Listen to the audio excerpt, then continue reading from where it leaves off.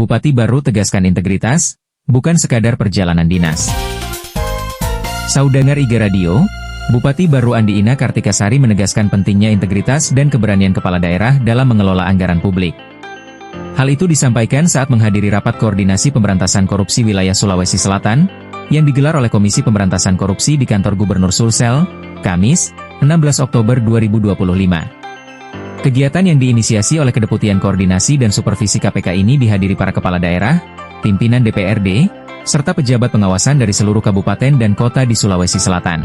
Dalam forum tersebut, Bupati baru menyampaikan sejumlah aspirasi, termasuk perlunya pendampingan bagi kepala daerah dalam penggunaan biaya tak terduga atau BTT yang kerap menimbulkan keraguan karena risiko hukum.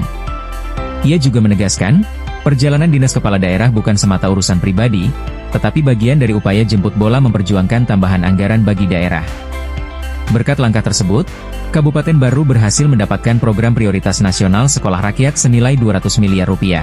Bupati Andi Ina juga mengusulkan agar KPK kembali menghidupkan program Paku Integritas, guna memperkuat kesadaran anti korupsi bagi kepala daerah dan pasangannya.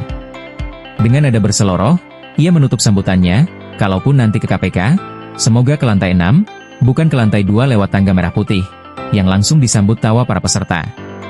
Dari Makassar, Iga Radio melaporkan.